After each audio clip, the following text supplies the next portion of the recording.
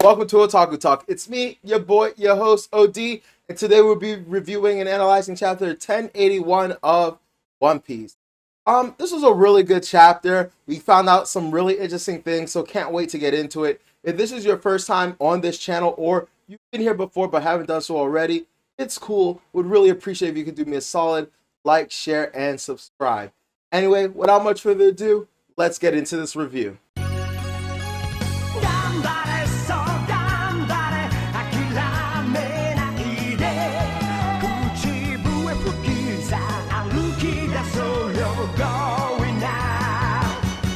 Alright everyone, welcome to Otaku Talk. We'll be reviewing and analyzing chapter 1081 of One Piece, Kuzan, the 10th Titanic Captain. Not gonna lie to you guys, I'm gonna keep this review relatively short, really tired, and I don't think I need to be long-winded with this analysis, but honestly, really thoroughly enjoyable chapter. I think we have a break next week, so that's cool. I think we get to digest more of 1080, and then we get to add 1081 on to that, and then I feel like we're in for a really big surprise for 1082. I really thought we were gonna cut away. I didn't think we were gonna go quite back to Hachinosu, but that makes me think. I don't know. I don't know how long this is gonna last. I was really expecting us to like move back, like to jump around Egghead and maybe to some other events in the world, right? So anyway, during this chapter, we get the question that I wanted answered tremendously last chapter, which was basically, where is Garp's ship gonna land? And so the dude with the clay fruit, I know it's called the like glug glug or whatever, no, not glug glug, but like the squelch fruit. I hate saying squelch. I'm not a fan of the word squelch. Anyway, he uses his yellow fruit to create like this soft clay landing pad for the ship, so the ship is okay. Honestly, I love the part where Garp essentially is like, dang, man, I'm getting too old for this shit. I'm so weak now. I was like, bruh, if you're weak, I don't want to see what's considered strong because that is insane. I just think that the like pirate's reaction was incredibly apt. Like, because he was just like, what do you mean? You wiped out all of us. What are you talking about? So honestly, that was hilarious. I really love that part, right? And so for some reason, Kobe is still running around with this iron ball. I'm not getting at all why like it couldn't be broken, why he couldn't use hockey. Even I keep saying hibachi. Habari? Habari. Says they weren't she wasn't able to break it. Obviously Garp is gonna be able to, but like I don't know, I get so like confuzzled with the durability of these like iron chain and balls and stuff like that. Because even on Wano, we had a similar situation like that. Maybe I'm completely missing something. I could totally be just like confused and like not aware of like what I'm supposed to be aware of. Anyway, we found out some interesting information in this chapter, and that's that everyone here isn't a member of Sword. That was kind of a question that I held last chapter. I was like, are all of them Sword members or blah blah blah? So apparently all of them are not Sword members. Anyway, as Kobe is running to Garp, we see Habari get completely frozen. Enter Kuzan. Speaking of Kuzan, something I just found out literally yesterday through like a meme or it was on Reddit or something was that each of the admirals were like basically apprentices of major characters that we know about. And so Kuzan was Garp's apprentice, Akainu was Suru's apprentice. So clean, um, clean woman. What's her name? Fujaku, is that her name? Peacock chick, Fujaku's grandmother, and then Sengoku was what's his name? Kizaru's called master slash Star was his apprentice. So that was something that like I'm kind of upset with myself for not noticing, but I was like, oh, okay, checks out, makes a lot of sense, right? And so before we really get into it, we have a flashback, right? And it is Kizaru, not Kizaru, it is Aokiji on Winter Island. Um, Basically Blackbeard busts in and he's like, "Hey, how could you freeze my friends?" And you know, Akiji's like, "Look, man, I'm pissed. I'm in a bad mood. I was drinking, and look, you're their captain, so you know better than you know exactly what happened. You know, I was minding my business, and they picked a fight with me, you're just mad because I I finished what they started, right? And so he also tells them I would be really careful about using that quick fruit because you're gonna end up killing them yourself, right?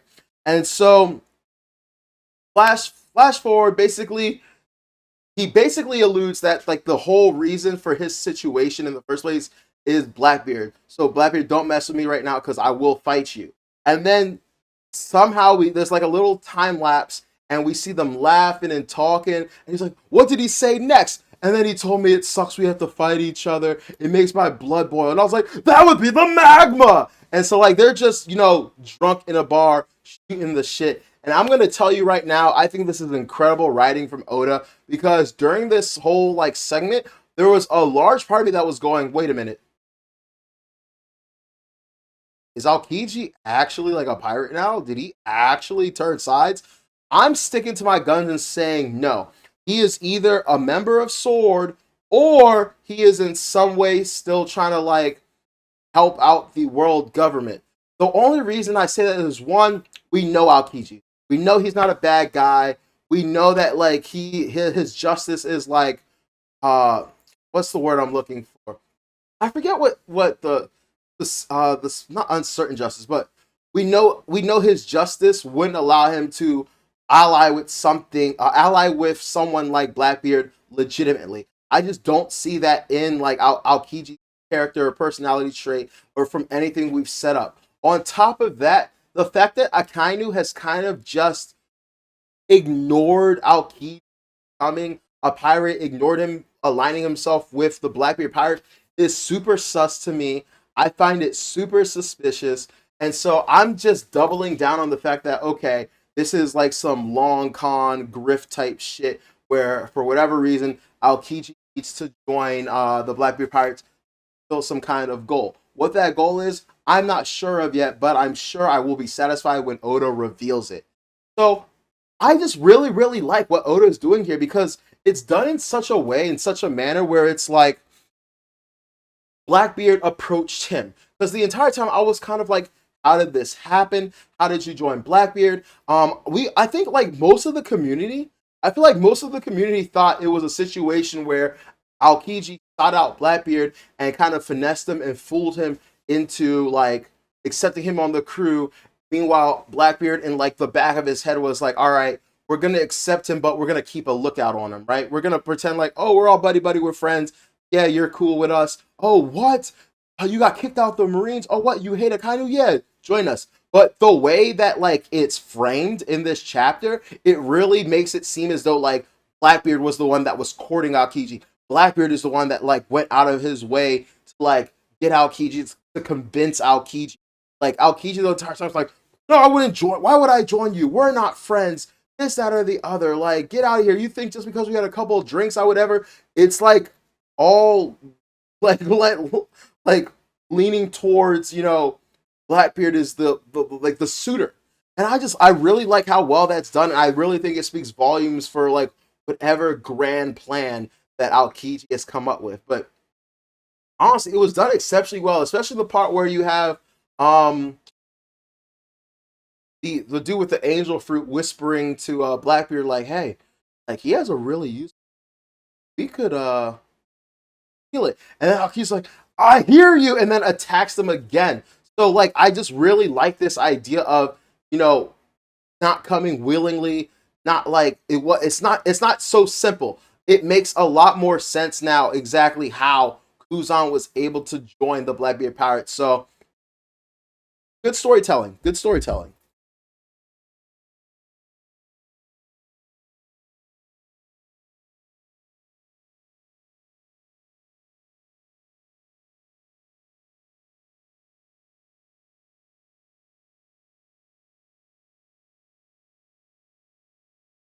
So anyway, during their drunken conversation, they start talking about, the man marked by flames, the man burned by flames. And Aokiji makes a joke about how he's burned by flames, and they're like, well, that happened recently. A lot of people think it's Saul. That could make a lot of sense. There's a lot of spitballing. He has a black ship, and anyone that follows him are met by a whirlwind. So not a whirlwind, a whirlpool. So they think he's a devil fruit user. We have Shiryu, who thinks that he might be a member of the world government. So Oda's not really giving us a lot of hints, but he actually is giving us a lot of hints. I'm kind of going with Saul simply because I'm lazy, and that's kind of like the name I've been hearing around. I'm gonna think more deeply about it, but out of all the characters that we know that have suffered like stuff, it would make sense. Ohara was burning around him. We're starting to see a lot of interconnected characters linking back up again. Makes a world of sense, right? So anyway, we move back to the modern time, and it's Kuzan versus Garp. And Kuzan's basically like, I was your first student. Are you going to be able to kill your first student in order to protect your favorite student? And so this is like a really, really massive fight.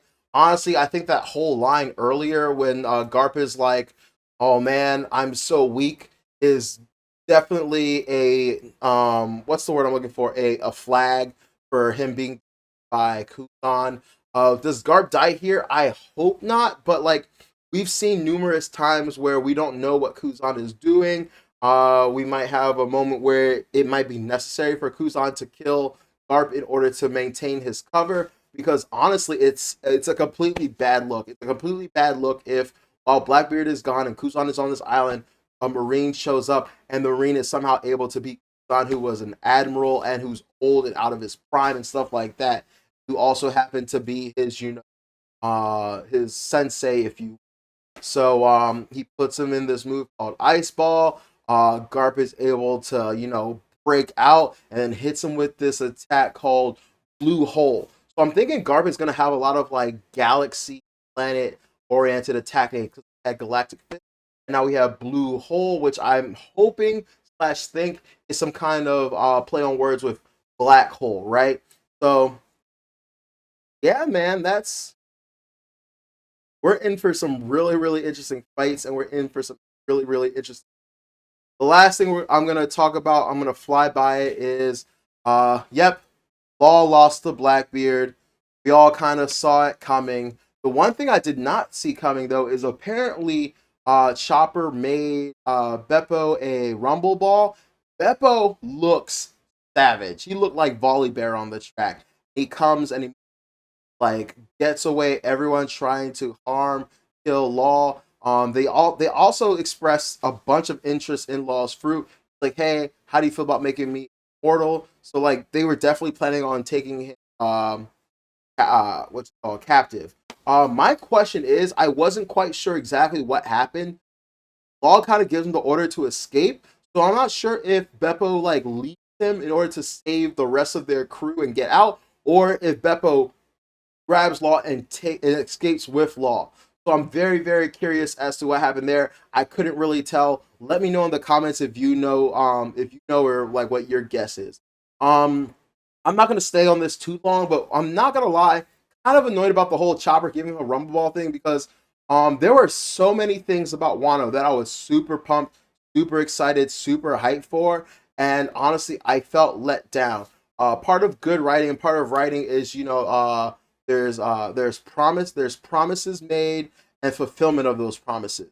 And I just felt like there were many, many promises, illusions made in Wano, and we only got like not even. I feel like saying half the payoff would be too giving it too much credit. I feel like we just didn't get enough. And one of the biggest things that I was like, well, not one of the biggest things. Every time I think about something, it's like the biggest thing. But one thing that I was super eager and excited to find out about was, hey, this is Kaido of the Beast Pirates. Like, this is the biggest Zoan like force that we will probably ever see in this entire series. I wonder if Chopper's Rumble Balls will work, if it will affect these guys, or how they will, or like this out of the other. And we do not see the entirety of the arc him using the Rumble Balls, and that kind of like bothered me. It perturbed me. I was like, I just thought it would have been a really interesting like plot point. It really would have been a really interesting thing to see how Rumble Balls affect other people. Didn't get to see that. I thought we would learn more about like using drugs to interact with Zoans from Black Maria. No, we don't get any kind of background into the Topi Rappo at all. It was really whack. I think the only one we really heard anything about was who's who, and that was honestly kind of mid. And so then on top of that, it's just that like while I do like this reveal, while this reveal was super cool, why didn't we see Beppo do anything in Wano when there was a full moon? It would be really cool to compare and contrast whether or not this Rumble Ball variant is able to make Beppo stronger than his standard Sulong under the effects of the moon, or like different in any kind of way or variation. Um, just like also, I'm very curious as to how this Rumble Ball works. Does it forcibly like create the transformation by doing something in his like DNA genetics, or does it do something akin to like mocking the like energies or the light, transmitted by the moon? So there's a lot of questions going on here. This was a great reveal. I'm not gonna lie, it was a phenomenal reveal, but I'm still slightly annoyed because it's like, what was the reason for not showing Beppo before that showing him now fulfilled? You know what I mean? I don't feel like there would have been any like maybe Oda was going for the shock factor of, oh no, Law's done. What? Beppo? But like honestly, we kind of thought that. We haven't seen Beppo and Sulong in forever, and if there's any time he's gonna go Sulong, well, it would have been Wano, but it would be now. So like, it was enjoyable, it was cool, but we only got to see it for a second. We don't know the peak, the height of his strength. But all in all, great chapter. Can't wait for the following up chapters. But I'm gonna leave the review here for today. Sorry it was kind of short. Sorry it was kind of rushed. Sorry it wasn't like in depth. But like I said, I addressed everything I wanted to talk about, and I really do think that like the upcoming chapters are really worth it. Anyway, thank you guys for tuning in. I really appreciate you all. Check out my TikTok. I released a really nifty, in my opinion, little like skit on there based upon Garpy's. It's basically a montage of Garp hyping him because of what he did last chapter with his galactic fish. Really love that. So do me a favor, check that out. Please like, share, subscribe. Anyway, take care. This has been Otaku Talk. I'm your host, OT. Have a great week. Well, usually it's Thursday, so like the weekend's right around the corner. Today's Wednesday, so but have a great rest of your week. Take care.